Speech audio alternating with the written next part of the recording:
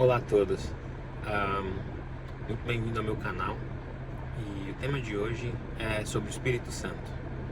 Esse é um tema bem difícil de abordar, é um tema até meio controverso em vários meios.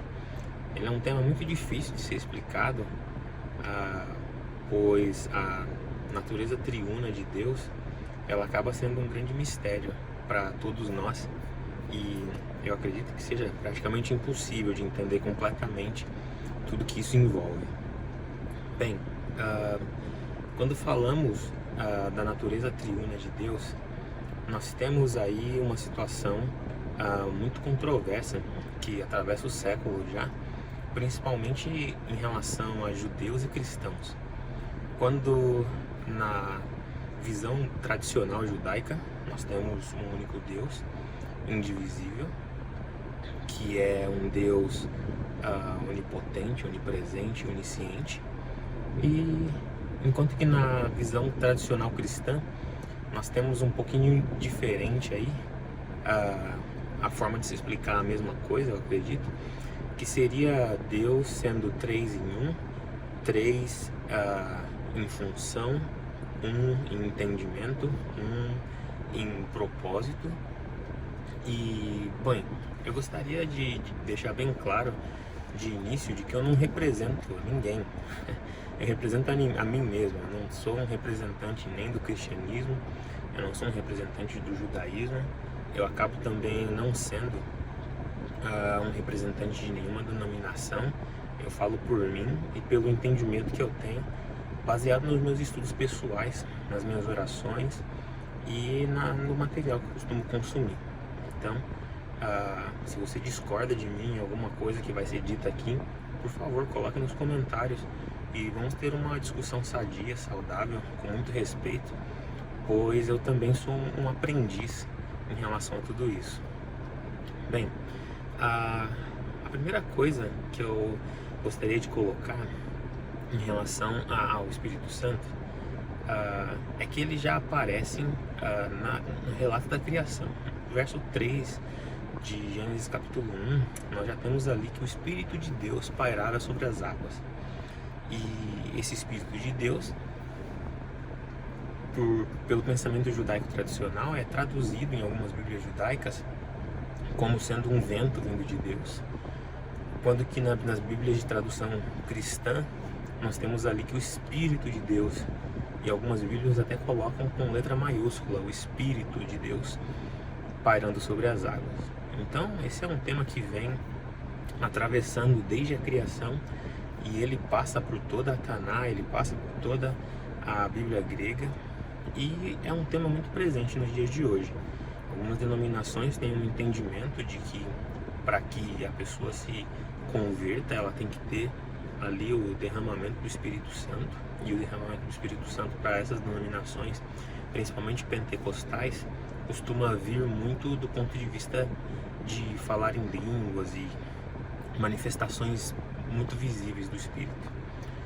Bom, eu não compartilho desse entendimento e eu acredito que vocês vão entender um pouco do porquê. Bom, quando falamos da onipotência, onipresença e onisciência de Deus, ou seja, onipotência é um Deus todo-poderoso, que tudo pode. A onisciência, um Deus que de tudo sabe, um Deus que sabe do passado, sabe do que tem acontecido com cada um de nós em cada parte do planeta e sabe do futuro de todos também. Mas também, nesse sentido, temos um Deus onipresente. E é nesse ponto de onipresença, que é um Deus que está em todos os lugares, todo o tempo, é que eu gostaria de focar. Nós vivemos numa realidade tridimensional, onde nós estamos presos ao espaço e ao tempo. Nós estamos dentro dessa realidade onde todo o nosso entendimento vem nessa direção.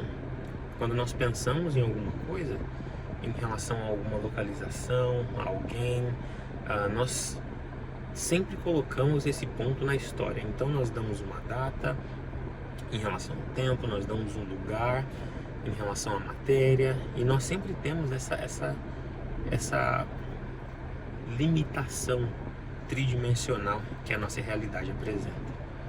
Bem, quando nós falamos de Deus, o Deus apresentado na Bíblia hebraica é um Deus que atua no tempo. Porém, nós sabemos que Deus não está necessariamente preso ao tempo, pois Ele é o Criador de todas as coisas. Ele é o que primeiro existiu. Nada se foi feito que não foi feito por meio dele. Se o tempo teve um início, como a ciência costuma colocar, Deus é o início desse tempo. Deus é o Criador do tempo. Por mais que Ele atue no tempo e Ele seja um Deus lógico, que atue diretamente dentro da nossa realidade, Ele é um Deus que existe antes de tudo.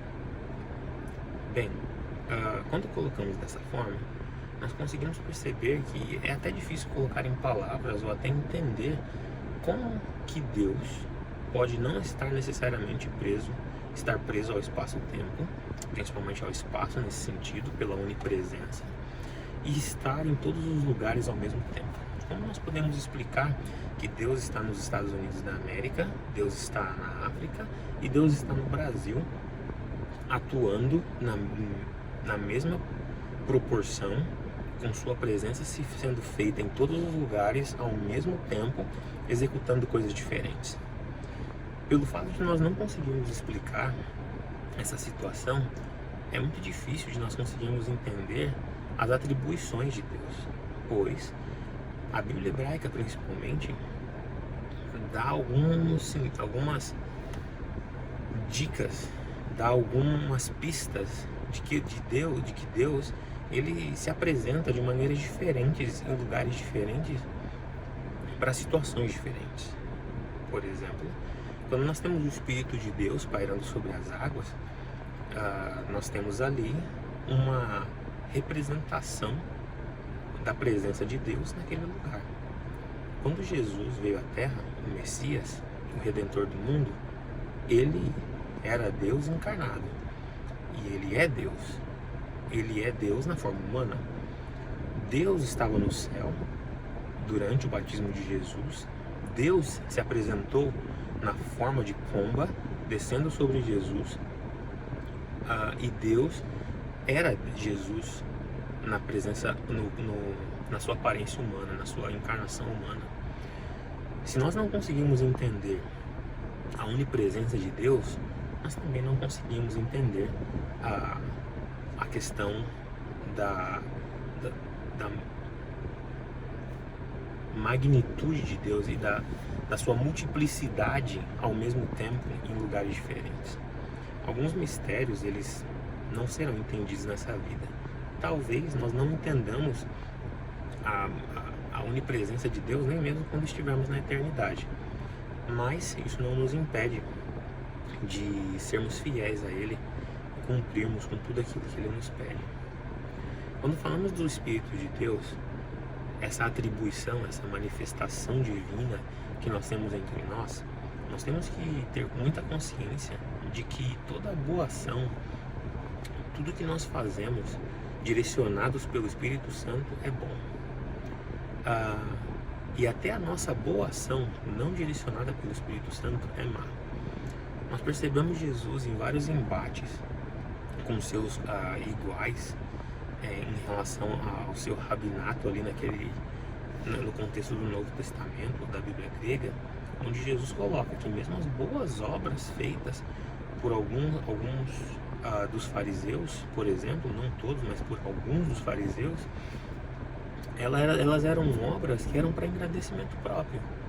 Existia assim ali pessoas orando, existia assim pessoas dando esmola, sendo caridosas, existiam pessoas fazendo todo tipo de boa ação, só que quando não guiadas pelo Santo Espírito de Deus, não sendo influenciadas por essa manifestação do Eterno, elas estavam fazendo tudo aquilo para engrandecimento próprio, pelo eu.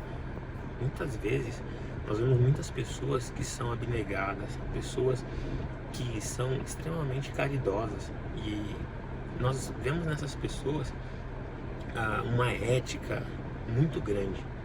Mas nós temos que ter em mente que mesmo a boa ação, ética ou não ética, boa ou não boa, ela vazia do Espírito Santo, ela é guiada por Satanás, porque ela vai guiar a pessoa ao engrandecimento próprio, ela vai guiar a pessoa a segundas intenções com aquela boa ação.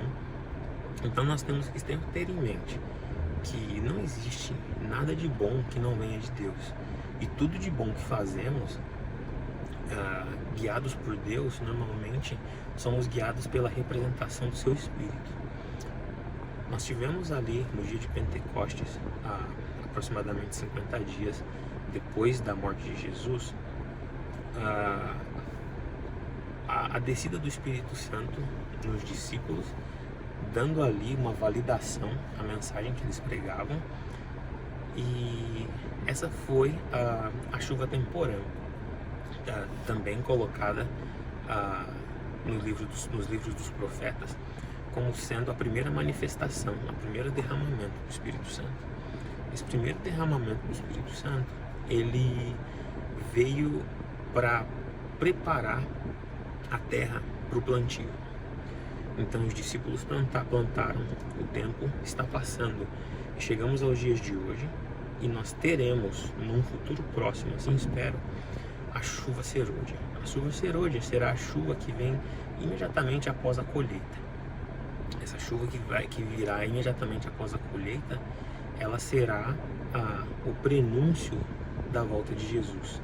Ela será o prenúncio do fechamento da porta da graça, onde quem está salvo continue salvo, quem está perdido continuará perdido.